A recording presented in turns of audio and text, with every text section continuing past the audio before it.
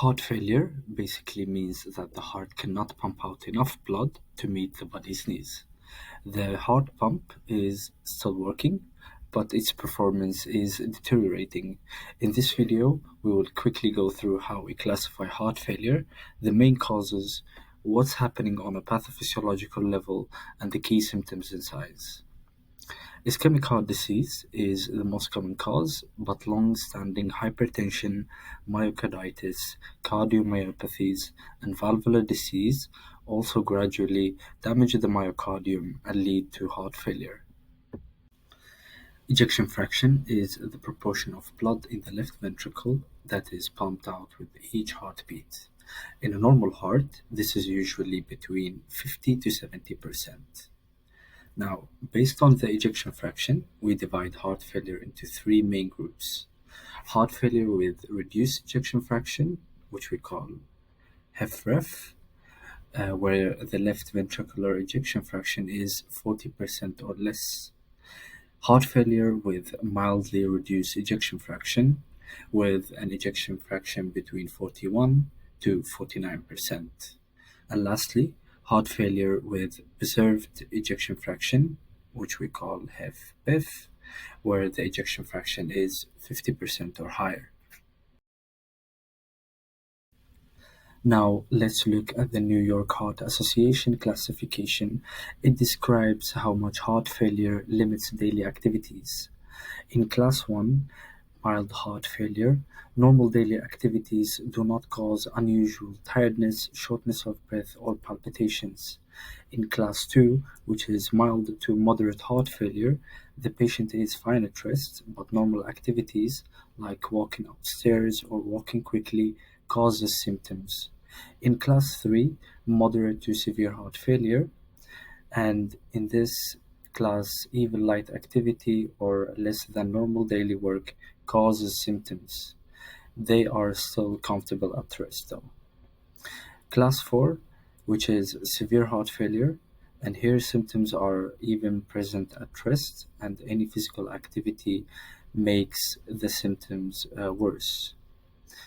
As we move from Class 1 to Class 4, symptoms appear with less effort until they're even at rest. Now, let's talk about the causes of heart failure. The most important cause is ischemic heart disease. As ischemia develops and less blood reaches the heart muscle, parts of the myocardium becomes weak and the ejection fraction drops. Valvular heart disease is another big group. For example, rheumatic heart disease, which can cause aortic or mitral stenosis. The narrowed valves increases the pressure load on the ventricle, and over time it can lead to heart failure. Long-standing hypertension can raise the afterload and forces the left ventricle to pump against higher pressure, which can cause left ventricular hypertrophy, and eventually the ventricle can no longer keep up. Different cardiomyopathies, dilated, hypertrophic, or restrictive, can all directly damage the heart muscle and reduce its pumping ability. Certain inherited diseases, such as Fabry disease, which is a glycogen disorder, can also lead to hypertrophic cardiomyopathy and later heart failure. Another important cause is inflammatory cardiomyopathy, usually due to myocarditis. When the heart muscle is inflamed, over time the ventricles remodel, they can dilate, become hypertrophic, and develop either systolic or diastolic dysfunction. This weakens the pump and can lead to heart failure. Myocarditis is most often caused by viruses, such as adenovirus, enterovirus, human herpes virus 6, causing Roseola infantum, Epstein-Barr virus, and cytomegalovirus. Myocarditis can also be caused by bacteria or fungi. Trypanosoma cruzi is a parasite that can cause Chagas disease. This infection can lead to myocarditis and chronic heart failure. Another important group of causes are infiltrative diseases, which often lead to diastolic dysfunction. Cardiac amyloidosis is caused by misfolded proteins that deposit in the myocardium. They separate and compress the muscle cells, so the ventricle fills poorly, and this leads to heart failure, often with preserved ejection fraction. Cardiac sarcoidosis is due to granulomas forming in the heart. These granulomas can disrupt the conduction system, causing arrhythmias, and over time they lead to heart failure. Cardiac hemochromatosis develops because of iron overload in the body. Iron deposits in the myocardium and initially causes diastolic dysfunction and later can progress to systolic dysfunction. Takotsubo, or broken heart syndrome, is a stress-induced and transient left ventricular wall dysfunction. Could be triggered by strong activation of the sympathetic system. Other less common causes of heart failure include peripartum cardiomyopathy, obesity, persistent tachyarrhythmias, thyrotoxicosis, and COPD, which can lead to cor pulmonale.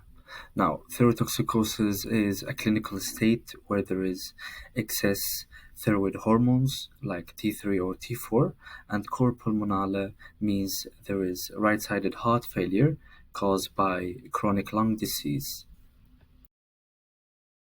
Let's talk a bit about heart physiology and pathophysiology. Preload is how much the ventricle is filled and is stretched at the end of diastole, basically how much blood comes back to the heart. Afterload is the pressure the heart has to pump against, mainly the systemic blood pressure and vascular resistance. Systolic dysfunction means that the ventricle cannot squeeze properly, so stroke volume and ejection fraction decrease. Diastolic dysfunction is when the ventricle is stiff and doesn't relax properly, so filling is impaired and filling pressures will increase. And heart failure means that the heart cannot pump enough blood for the body's needs. Cardiac output is stroke volume times heart rate, and the stroke volume depends on preload, afterload, and contractility. Ejection fraction is the stroke volume divided by the end diastolic volume. In other words, it's the percentage of the blood that was in the ventricle at the end of filling that actually gets pumped out with each beat. In heart failure with reduced ejection fraction, the main problem is reduced contractility. The left ventricle does not squeeze well, stroke volume decreases, and ejection fraction is low. For example, this can happen after myocardial infarction or in dilated cardiomyopathy. In heart failure with preserved ejection fraction, the ventricle is stiff and doesn't fill properly, so filling pressure increases and stroke volume is low. But the ejection fraction can appear normal, and we can see heart failure with preserved ejection fraction in people with left ventricular hypertrophy, restrictive cardiomyopathy, or cardiac tamponade. Left-sided heart failure happens when the left ventricle cannot keep up with the work it needs to do. This can happen for two main reasons. The first one is pressure overload. Conditions like standing high blood pressure or aortic stenosis makes it harder for the left ventricle to push blood out. Over time, the muscle gets strained and starts to fail. The second one is volume overload. If valves like the aortic or mitral valve are leaking, some blood flows back into the ventricle, and this can add an extra volume it needs to handle, which can stretch the heart and weaken it. Right-sided heart failure often develops as a consequence of left-sided failure. When the left ventricle fails, blood flow slows and pressure rises in the lungs. That increased lung pressure makes the right ventricle work much harder. The right side can also fail from pressure overload. Conditions like pulmonary hypertension increases the resistance in the lung circulation, and the right ventricle has more difficulty to pump blood to the lungs. Volume overload, conditions like tricuspid regurgitation or left to right shunts, it sends too much blood back to the right ventricle. So overall, heart failure usually comes down to pressure overload or volume overload on the ventricles. And in practice, we see left-sided heart failure far more often.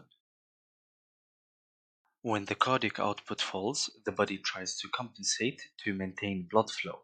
First, sympathetic activation happens through the release of catecholamines, such as epinephrine, norepinephrine, and dopamine. This can increase heart rate, ventricular contractility, and causes vasoconstriction to help maintaining blood pressure. Second, reduced blood flow to the kidneys triggers renin-angiotensin-aldosterone system, or what's called RAS. Angiotensin II causes the blood vessels to constrict, and it can elevate the systemic blood pressure, and this can increase afterload. It helps also preserving glomerular filtration through constricting the efferent arterioles in the kidneys. Aldosterone, it makes the kidneys to retain sodium and water, and this can increase blood volume and the preload. Lastly, the ventricles release natriuretic peptides in response to stretching. BMP and NT-proBNP, they promote vasodilation and natriuresis, and this can help reduce pressure and fluid overload. However, in chronic heart failure, these compensatory mechanisms start doing more harm than good. Continuous sympathetic and RAS activation drive fluid retention, ventricular remodeling, and disease progression, which can make heart failure worse over time. That's it for today. I hope you found it helpful. If you did, please like and subscribe. And in the next part, we will cover the symptoms, signs, and management. And peace out.